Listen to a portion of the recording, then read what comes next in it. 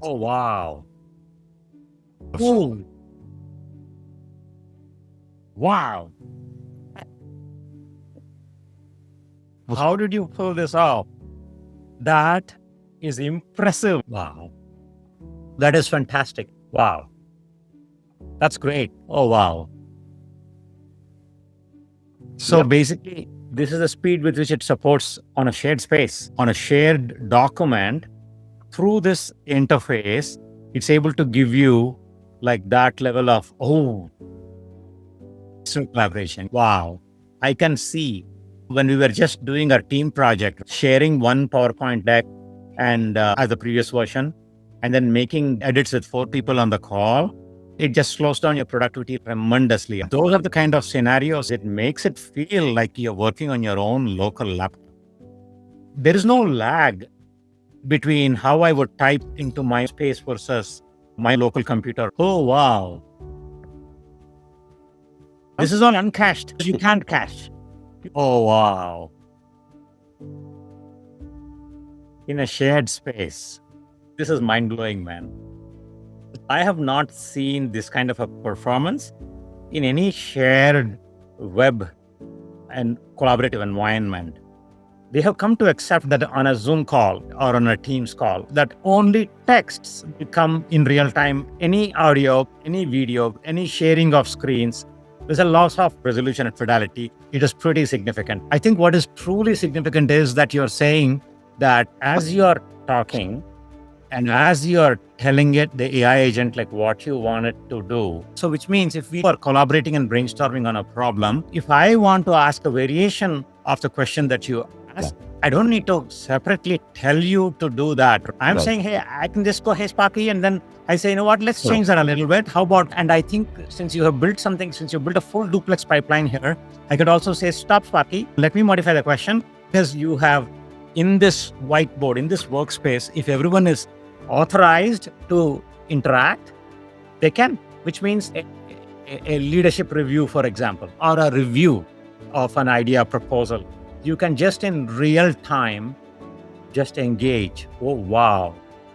That is not available anywhere. Kudos to you and your team. That is a fantastic. The context switching and the ability to actually grab all the events and all the artifacts as to where they were, context switch into that and get them going live.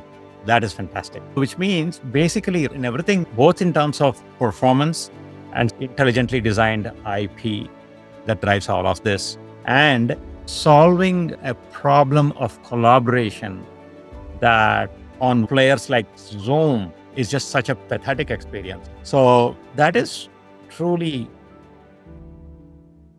that's frontier work. Yes, fantastic IP in what you have built. And I look at what you have built right now. When it comes to the coolness of your technology, there is just, I think, no argument. But what you say is the key thing that everybody misses, which is it is not X number of agents looking through your bugs database and looking through your code and trying to figure out your error message. It's not that. That will happen. There's already too many people doing that. What you will miss is your principal engineer and your customer and your senior engineer and all of them brainstorming and say, what does this graph say? What does that graph say? Where is this? Where is that? Did this spike? Why is this going on? Why is it? Hey, you know what? Check that. And just ordering the AI agents to say, go do this. Another AI agent to say, go do that. Let's wait for that. While we wait for that, did this peak? Not. No, go look at the code. Engineer B. Engineer. All of that now in this multi-user, multimodal environment, I can just imagine the speed with which you do it. And then I can imagine replaying the history of all of this. That's where my eyes went pop like this, I thought. Because the learning, you know what? We spent 2 weeks writing the correction of error document because it is so difficult to capture what happened. And I was just thinking, if I had Spacebar, I can just get AI to capture, it's already captured all of this. All the events are captured. It would distill everything for me. My correction of errors document is written like that. And you can even convert that into a teaching moment too. For example, new engineers joining the team, you can have pencil spaces recorded, summary of what happened, what we discussed, how it unfolded. You can put circles around the aha moments, both from humans and from AI, and you can see how they connect and you can pull it together. I'm super impressed where you are now. The right time right place, and the right set of events. So I think the technology behind all of this is also super interesting. It's very fascinating. Detectable IP is very exciting. I would say I am stunned because I've been struggling with collaboration tools. Let's not name them, but the most commonly used ones. And you can't get a single team project with proper sharing moving forward at the speed that we want. The tools are always in the way. If it's not the video, it's the audio. If the audio and video are good, it's screen sharing. If screen sharing works, one screen is not enough. And if you put two screens, you get confused and you can't switch. The list of issues are endless. That whole concept of creating a virtual environment in which multiple people can collaborate without any gimmicks. There's no hologram sitting next to me. You're not a hologram sitting next to me. But I want a shared space in which I can talk to you without a time lag. I can know what you're thinking. I can see your actions. And then there's an AI agent in between that's both listening to you and listening to me.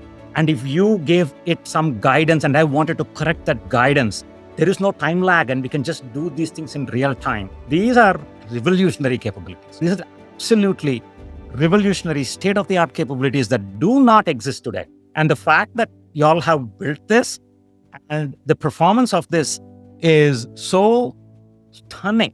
The kind of wonder it creates in me is the kind of wonder a non-techie person feels when they type into Google search box and say, explain to me what an atom is, and comes the answer. And a non-tech user gets stunned by that and to say, what just happened? What you did is like that for a technology-aware person like me.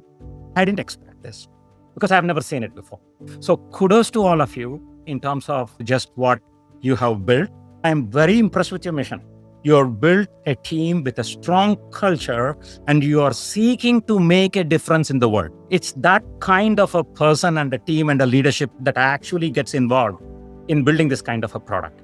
I'm very impressed with who you are as a leader and your team. And then on top of that, I think the multiplicative, the force multiplier potential of multiple engineers sitting together, brainstorming on a problem, their thoughts and actions getting captured by AI seamlessly, the ability for multiple players, multiple human beings to review those outputs, look at them quickly, brainstorm upon them, is a productivity unlock like we have not seen before.